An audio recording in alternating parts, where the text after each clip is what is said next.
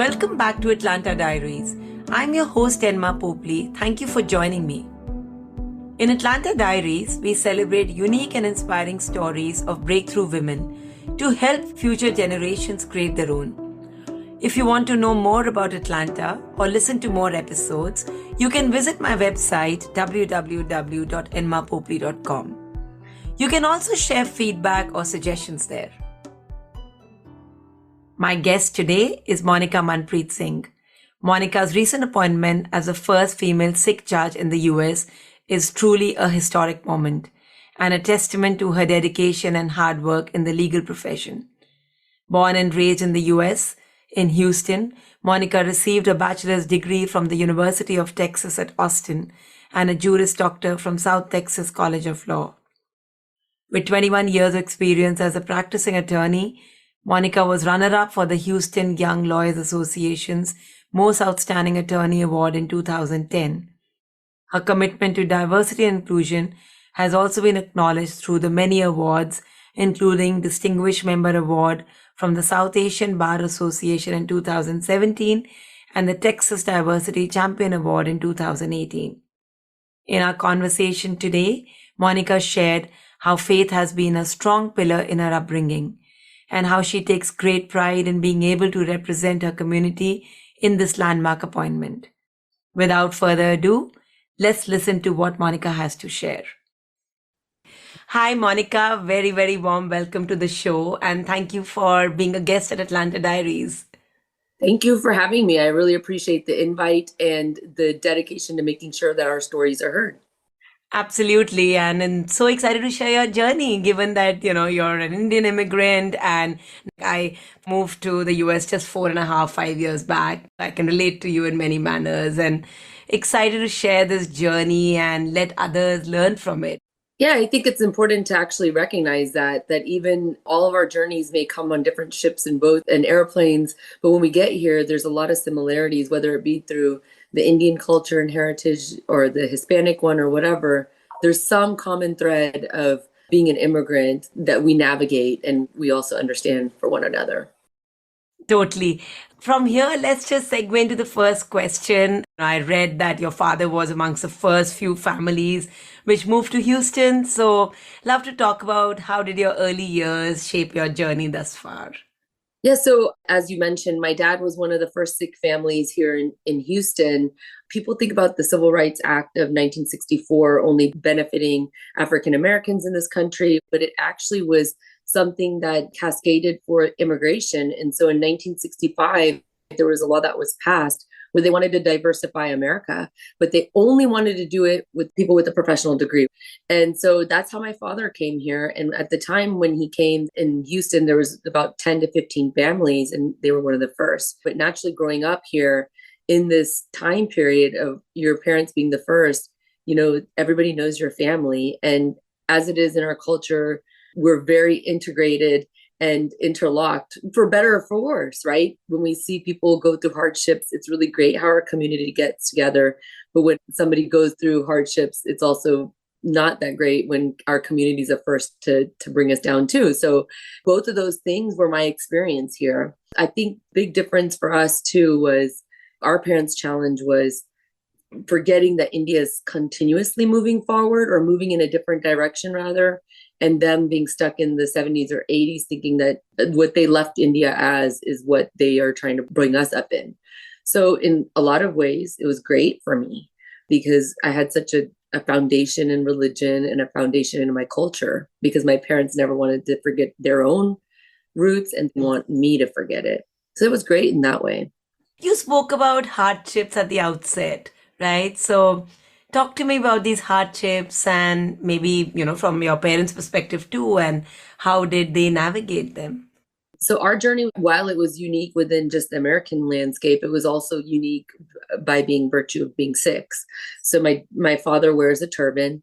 And so coming here in the 70s where there's no understanding of a turban and trying to find work and not adhere to grooming standards, I think that was a hardship that my family endured.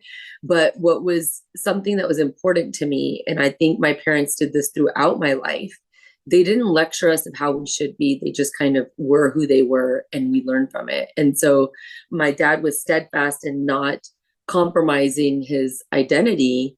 And they bought a business because that was the only way that they could make it to where he was able to wear his turban and continue on his religious path.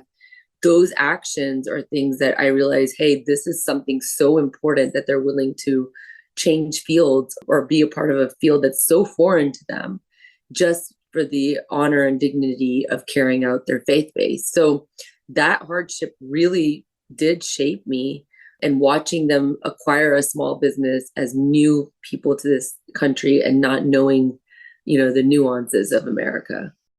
Wow. I would have never thought of it like this. One is to be an Indian immigrant, and then within that to be somebody who's turbaned, and I could never imagine that that can be a hardship. So thank you for sharing this. You're right. I used to joke with my friends that I felt like I was Wonder Woman. At the time, the cartoon and the TV show was very prevalent amongst our culture here. And she would wear her outfit, and then she would turn around and wear another outfit, right? Then she'd become Wonder Woman. And I would, my American clothes Monday through Friday, and turn around on the weekend. We would go to our parents' parties, go to Gurdwara, go wherever that's, the other part of our culture and life, our Punjabi culture and life, which is really rich. You live these dual lives within this one country. It's kind of different. And then on top of that, you took the plunge of getting into an untraditional profession and fairly male dominated, right? So talk to me about what triggered that decision, or what inspired you to get into law. So it's not only male driven, but when I got into law, there were no Sikhs in Houston that were in law. So even within our own Desi community, there were no Sikh, or, I don't even think there were very many Hindus either, maybe like 5 to 10 people when I first initially gotten into it. But what triggered it for me was when I learned in history about the Civil Rights Act and how a group of people literally could change the exact way how everything moved in the entire country. I was in elementary school in the 1980s, and I'm thinking, wow, it's not even 20 years ago. And so this is so recent that they said, hey, we're going to do this. And then there's so many parallels on how we as Sikhs look at injustice and how we stand up for it and how we speak up for people who are unable to speak up with. And again, my parents having those roots so deep, it resonated with me. So history and the ability to call out that the Constitution of America may or may not be something that, gets us the way it should, that was like a big deal to me. And so it really piqued my interest. Simultaneously, I was in science class. I mean, while I did well in my math class and science class, it didn't do anything for me to cut open a frog. So I was like, this is definitely not something I'm interested in. I'm very interested in books and history. So I just moved in that direction, and the idea of to fight for injustice. Monica, two opposite professions, but typically like the film world, even in the legal world, I think background and networking plays a very, very key role, right? So with no background or no connection in the field, there must have been a lot of challenges you were expecting. Very, very, very much so. I mean, like you said, especially when I went to law school, I was like, wow, everybody has a dad, a mom, a cousin, a something. And I don't have that type of connection. And it was very difficult. Simultaneously, my husband and I were dating at the time. We married right after our graduate schools, and he was in dental school. You throw a rock and you'll hit somebody in medicine in our community. So for me, it was very hard to say, how do I find my place in a network of these people that I don't know, I have no familiarity with? People always help out people that kind of look and feel like them. Like this is all unconscious bias training that you'll hear and know about. You always tend to go with people that look like you, feel like you, and are you. And I didn't have that. So it was very difficult. And then, of course, entering in the legal profession with my name being Manpreet, because I decided to strictly go by my legal name because I had to sign everything Manpreet. So it didn't make sense for me to have a nickname. And going into court and watching people struggle over my name and all that, that was very very eye-opening to say, this is the first exposure for people to see somebody like me. So not only a woman in the field, but a minority woman from this faith base was very different for them. My brother has a turban. My dad has a turban. Walking in for my swearing in or wherever, they went with me. And to see that and to watch people process it was something very interesting to go through. And so even now that I have this privilege to sit on the seat, I'm opening up like internships or whatever it is within the South Asian community, because that was the networking that I craved when I was there. And so I want to make sure that I open the door for them to have that ability to feel like, okay, this is somebody who looks and feels like me. That's just so amazing, and kudos to you for standing up to all this and now paying back. It looks like you've already started your mentorship journey and you've already started the pipeline, and there's going to be more women of color and more Sikhs. And let's be clear, it's not like when you're going through the hardship or you're going through it, do you realize that it's happening to you, right? You're in the middle of it. And I also think it's really important to point out, I got licensed in November of 2001. September 11th happened 2 months prior to me being licensed. So it was pivotal that this tragedy happened in America. I'm looking for my license to be an attorney.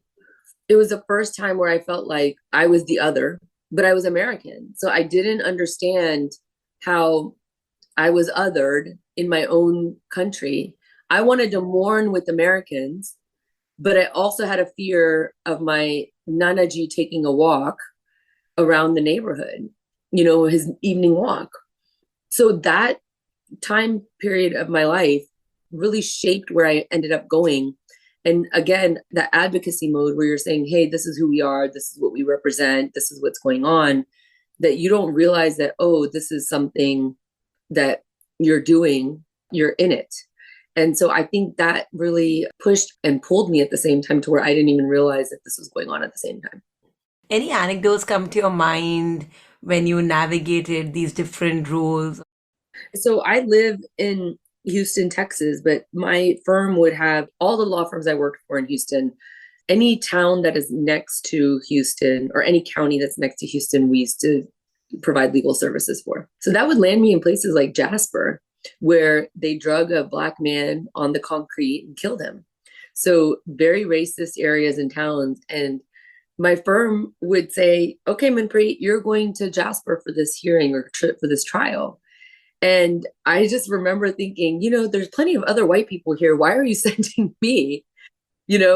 And for better or for worse, it's something that it just shapes you to where you just figure it out. And that's your new experience of being in a town that is definitely nowhere or nothing like you, and representing somebody from that town who doesn't want you sitting next to them and going through that. So that's a big deal. So what strategies did you adopt then? I totally understand where you're coming from. Like, it's hard to assert yourself or even get that respect in that environment. So how did you make your voice heard? How did you convince people that you're the right person? Well, I don't think I convinced them. And I think this is something that I tried to do my whole legal career and also now too, is I just try to be authentic, right? Like, if I don't try and I just put it out there and I do it, they'll either like it or they won't. And the idea is, if you want to be taken as a normal American, then you should just act like a normal American. And I think a lot of our community, they have this misperception that they have to change the way that they are or who they are to kind of fit in or get in or whatever else. And I'm not saying that like I've been my authentic self 100 times, What I'm saying is that with the methodology that's proven to me after all these years is that every time I was just authentic, it was fine. And so that's kind of where I'm at with that. Very interesting. Monica, shifting gears a little bit, right? So you navigated many cultures, like you said, as you performed your role as an attorney. And now, of course, as the judge at the Harris County, I'm sure you're navigating even more cultures, right? You're representing or rather helping different people of color. So any strategies which you use to make this possible? I think it's really important, again, kind of like how we started this whole conversation. You were talking about the immigrant experience. And I think one thing that I've recognized, not to say, oh, look at me, wow. I'm saying this as in like, hey, we should broaden our idea and our thought process. I think one thing I've noticed is even by virtue of being an immigrant from this background, any immigrant and the body language and the nuances, it's so important to have somebody who has all these perceptions and perspectives, because when these people are coming to you, they're not coming to you because they are happy about life, right? They're there because something has gone wrong and they need you to figure it out for them. And when you're in that position, even the smallest things matter. And what I think the challenge that I feel like I've eliminated by being a person of color or being a first generation immigrant is being there and saying, oh, wait, I could tell that that person doesn't feel that way, or that person isn't comfortable with that. So then I go and pry in a little bit more. And I remember having that feeling even when we did interpreted depositions or other legal things before with attorneys. And I could see if an attorney was trying to twist something that they were saying, I was like, oh, that's not how they mean it, right? Because when you translate something, the literal meaning doesn't mean it like that, right? And so to be able to provide the translator for the English version of what's happening, I think that's a unique perspective that our type of people can bring with this growing immigration population. I think it's important to have people like us there. Now, I'm not saying that people who don't have this experience don't understand it. I think me being here and saying, hey, this is what I've learned, my colleagues are like the nicest, and they're the people that really want to learn more and more and more. I know that if I tell them this, they're going to be even more conscious of now they're making an effect on where they're going, so on and so forth. So I think that that's a huge impact that we can make by being in these positions. Wow, that's a great perspective to this whole conversation. Monica, you've also been an activist in many areas. And I especially read about the fact that you've been an activist in the Sikh Coalition space. Yes. Does that have anything to do with the fact that you try to change the textbooks or enable that change? Yeah, so I have always enjoyed being very, again, advocacy, right? Like even in the Sikh faith, it's not about just being, an advocate for Sikhs. So even when the LGBTQ community had issues here in Houston, I went and testified for them in Houston, because to me, it doesn't matter if they're fighting for their own right, theirs is mine. And so, if we don't fight for each other, who's going to be left to speak? So it's not necessarily that. I did participate in the textbooks campaign where we changed 6th grade and 10th grade books to include Sikhism in textbooks, which I'm very proud of. On my son's 4th birthday, I was happy to testify about it and get that change made. And there's also a lot of other advocacy work that I've done within the Sikh Coalition. They've given me such a great launch pad on having that foundation and base to be able to do this work. I've also been on the ACLU's board, which is American Civil Liberties Union, which is a public-facing organization. And they too fight for people for equality and all those rights. So to me, it's not necessarily the vehicle and how to get there, it's just the belief that I believe it, I want it, and I want to continue whatever it is that levels a playing field for everyone. Now that we've discussed about your profession, have you ever experienced imposter syndrome or self-doubt from your journey from an attorney to now, the first Sikh woman judge? I love this question because I usually bring it up because nobody says it out loud, right? There's something taboo about admitting that you felt less than high about this position. I'll tell you, as soon as this position came open, it was actually a judge that was on the seat. She stepped down to run for another position. And so when this position came up, I had a number of people calling me saying, you need to run for this position. From the onset, I said, me? Why? I don't understand. They're like, well, you do all this advocacy stuff. You've been a lawyer for 20 years. You try a lot of cases. And I'm like, yeah, but I don't think I'm smart enough for, you just doubt yourself. So my entire journey here started with that. And it was only when they said, no, you should do it, that I said, okay, you know what, maybe I should. And honestly, it was a very fast decision that I had to make. And if I hadn't had it that fast, I don't know if I may have gotten paralyzed in my analysis on it, right? Yeah, thought too much about it. Yeah, it's almost better that I didn't have time. I had to run for it, and I had to put my name in the hat right away. And there was zero ability to think about it. And that's what happened. And then, of course, all this great acknowledgement and publicity that the Sikh faith is getting is, to me, phenomenal for the people. I don't like saying, oh, yeah, this is mine. It's really for the people, because I don't know how many people have now Googled and tried to figure out what the Sikh faith is. And it's the fifth largest religion. So to me, this ended up being a bigger thing than I ever thought. Now, if I knew it was going to be this big, I definitely would have had even more of an imposter syndrome, saying, I don't think I should be the one. But anyways, for whatever it's worth, I'm very happy for the message it is. So you saw a lot of gifts in taking on this position as well. I was like, how did it happen? Yeah. Having said that, were there any naysayers in the journey? And if yes, how did you navigate that? Well, so yes, very much so. So when you're in the campaign itself, I had an outpouring of support initially, right? Because in your friend circle, your friends are the most supportive. So you make your announcement on Facebook, you make your announcement on Instagram, everybody's like, oh my God, we've been waiting for this day. But when you actually go to the community, and it's not just my community, right? So like, I do a lot of interfaith work, I do a lot of other stuff. This is a city of 5 million. When I go to these other corners or crevices of this community, they're like, well, who are you and where did you come from? You know, that's your naysayers. Or even my opponent, for example, throughout this journey, I've had a number of opponents. I've had 3 opponents. So one of the first opponents that I had, he is actually a 33-year judge. And he's been sitting not in this position, in a lower court position, and he wanted to come and elevate to this. So of course they're like, well, he's already been a judge, so why shouldn't it be you? And I said, that's exactly why it should be me. 33 years is a long time to be in the same position to where you're not effective. I did have naysayers. I did have to work hard for it. I did have to prove myself. Mm-hmm. So what is it that you aspire to do for the people of the community?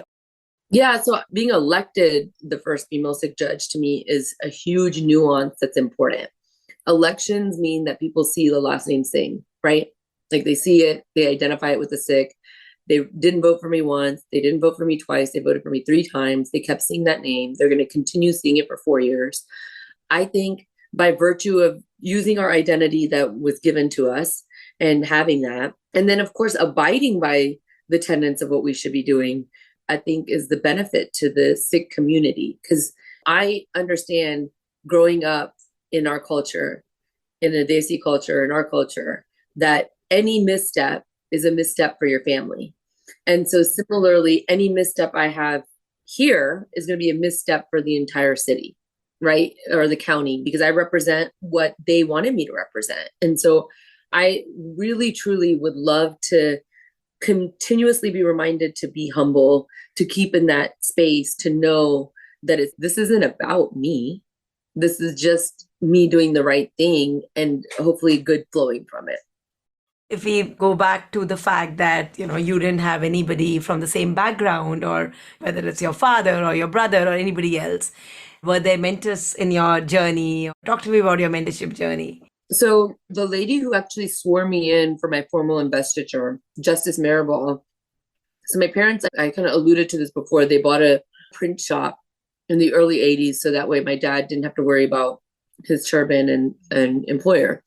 So they didn't know anything about the printing business at all.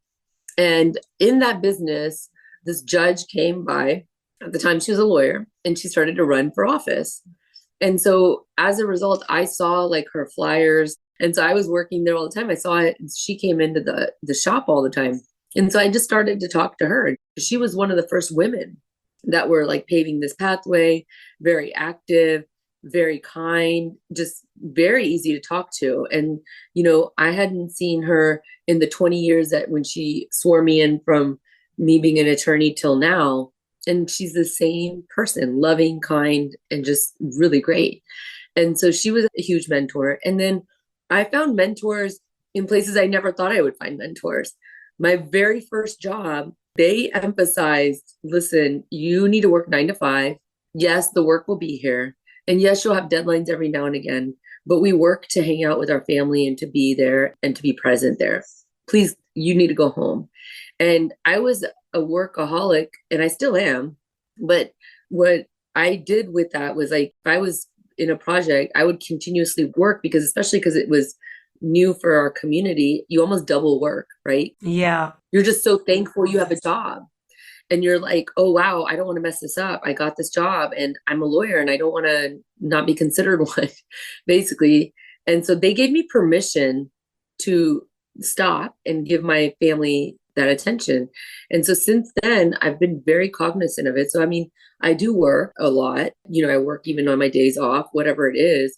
But at the same time, I also am like, work is work. I'm not going to work 80 hours a week. A lot of law firms make you do that. And so that was a big turning point. So those were like the little mentors. When 9/11 was happening, same firm, they didn't question me. They just let me go. And they said, go represent your community. And so that's a big deal for a law firm to not say, where are your billable hours? We're paying you, but you're not generating money, stuff like that. So these are the small mentorships that really paved the way for me. I'm going to double click on the fact that you said you're a workaholic. Yeah. I know that you've got two teenage boys too, and you talked about your husband being a dentist. So, how did you strike that balance? I mean, it's like any woman, let's be honest, you think you're failing everywhere. There is no balance, right?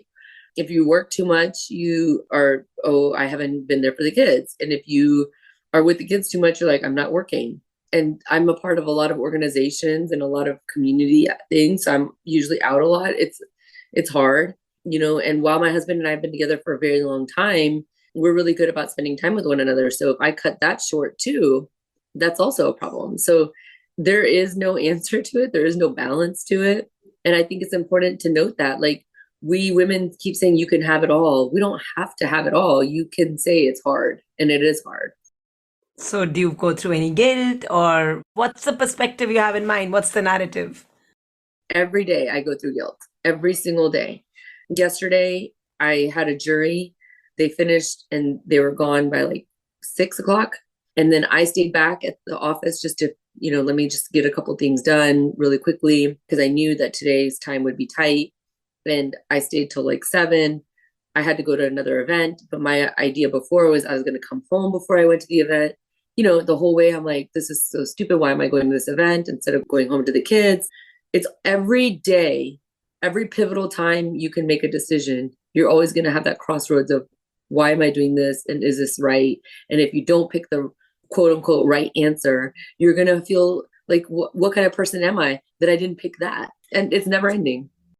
So, how did you then reframe this perspective? Like, have you just made peace with the fact that it's never going to be perfect? I think giving myself forgiveness of saying exactly that, like what we don't do, right? Women are the worst at this. We never say it's okay, to fail, or it's okay to not do all of it. And I think I'm just giving myself grace. Like, even when I talk to my mom and I talk to her about I'm doing this or that. And she's like, what about the kids? And I'm like, yeah, look, this is what I'm doing. And I talk it out loud and through her. And then she's like, yeah, that's true. You're right. It's like it's a constant thing, but you have to just talk yourself through it. What do you think in your in this 20-year journey has been one of the mistakes which you've sort of learned from, or any setbacks in the journey? Love to explore a little bit on that. I think one of my setbacks was that I never pushed ahead. This is the one thing too. When you're busy and you're a woman, any bit of career or anything always puts you in the aggressive category, right? I hate that categorization because I'm not an overly aggressive person when it comes to my own career, right? Like, if after 20 years I'm thinking twice about running for judge, clearly I'm not running for what I think I'm owed or earned, right? So while people would disagree and say, well, no, you're a really aggressive person, if you look at my life career timeline, no, I didn't advocate for myself. I wasn't aggressive where I should have been and I could have been. And I think that was mainly because I was so ingrained in our culture of saying women, you get so much backlash with how women are perceived if you have a voice. And I knew I already was being talked about with that. And I just didn't want to add more to it. You don't want to be somebody who is ambitious, because ambitious is a negative. It's not a positive for women. So I think that was a big deal. And I kind of wish I just didn't pay attention to that as much. So, with the wisdom of hindsight, or if you had to talk to your younger self, what would you then say now? Well, it'd probably involve explicits, but yeah, it would, just be like, it's not worth it. It's just not worth the public perception of what you can do. I could have had more of an impact on the community or society if I just pushed a little bit more. I did push in the places that I thought was, making a difference. I wasn't, just passe about anything, but if I could do what I did with that complex about it, imagine if I didn't have it, how much more I could have gotten done. Hmm. So, what you're saying is that you were too worried about what people had to say versus what you really wanted to do? No, it's not fair to say I cared about what other people said, right? But again, everybody moves with their family. Women, if you say something too fast, it's too harsh. Apne aap nu bahut samajh diya, like stuff like that. So it's not like I cared about it, but at the same time, what good is it if it's not going to be received? What good is it to do it? And I think that's more it. Hmm. What has been your biggest joy as an attorney or now as a, I know the judge position is very recent, but having said that, love to explore and understand from you what gives you joy? Like, what has been one of those biggest things which really made you feel I'm in the right place? I think advocacy and being in trial and being in the courtroom and knowing that justice can be done. I think just all those idealistic principles really is what makes me feel like, wow, I love it. I live for it. And this is the part that really energizes and engages me. And so I do like that part of it. And the same thing goes for being a judge too. It's the same players. I'm just now that person that they're talking to rather than me talking to them. So it's different, but the concept and where I'm at really I enjoy. Any stories which brought that smile to your face or told you I'm in the right place? Yeah, I mean, again, kind of how I said that I didn't think that my identity would become such a big thing within the world, right? Because this has carried so far. I didn't expect that. And so that brings me not a smile necessarily, but really shock, like, oh my God, this is really big. So like my deputy, we have a bailiff in our courtroom, and she sits there every day to protect me. And so she had to go out. And so what I did was I asked my Sikh brother, who is a deputy, one of the only Sikh deputies in Harris County. I said, well, can you sit in that day? Because she's going to be gone.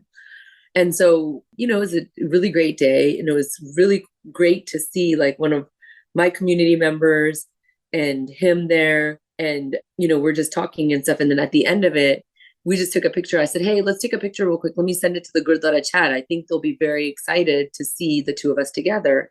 And then that picture went everywhere too. And, that brings a smile to my face. Like when people are proud to be a Sikh or proud because of me being there, that really like moves me in a way that I just really can't describe, because I'm like, wow, this is big. I'm getting goosebumps listening to you, so I can totally understand what you're saying. And thank you for sharing this, Monica. Just when I started the podcast, I also did some research and got some very interesting questions and with very similar themes. And I'd love to get your perspective on some of them. So a lot of them said that, when it comes to talking about a situation, women have to prove their point, whereas men have to simply state it. Yeah. I mean, they even have a FedEx commercial, right? Where somebody states something and then somebody uses their hands and then they listen to that second person. I think, that's definitely an issue. I do think being a woman, though, it's now getting so much better, being a woman. We have proven ourselves. We have arrived in that space. When I think of this, what you just stated, I actually think of African Americans, because you can have somebody who says something. And I know even by being a manager, I was managing half of our office before I became judge, even watching too, like my African American employees or the people that work there always felt like they had to work doubly hard to prove whatever normal was for everybody else. And I think that is exactly what you're describing right now is still the plight of the colored population more than it is for gender discrimination as I felt it before. I think women have come a long way, and it's the year of the women now. If you even look at the elections, people elect women over men. And so that to me is a win. There's another question which sort of came up. How do we make our voice heard? Like, how do we earn a rightful seat at the table? How would you help young women answer that question? I think really it's just being a doer, right? Like not looking for a seat, not looking for anything. And I don't look at it as a handout. Obviously, if somebody's at the table and they elevate and empower you, right? And that's what I look at from my perspective. I need to do whatever I can to empower, elevate whoever I can. But I think if you're a doer and you produce results, there's no way people are going to ignore you. You know, people can't ignore a force. They can ignore somebody who asks, but they can't ignore somebody who is present. And I think that that's a big difference. Whatever it is, whatever space you're in, right? Just always do more, do whatever you can, and make yourself invaluable. Since Atlanta Diaries is the place where aspiring women leaders learn and unlearn their definitions of success, what are your parting thoughts for these leaders as they transition into larger roles? I think it's really enjoy the journey, like live your life. We're here to serve, right? And when we do that, I think good things come on either side of it. I think that's the main thing, you know, what religion teaches you too. And there's a reason why every religion has the same commonalities, is because the formula is that simple. It's just that we're too stupid to follow it. So I think if we actually immerse ourselves in that thought process of being that perfect place in that perfect position, we can all get there. Awesome. Thank you very much, Monica. Thank you for sharing all these real examples. I think it's going to be very inspiring. And thank you so much for all the inflexibility on my scheduling. I really appreciate that we were able to do this.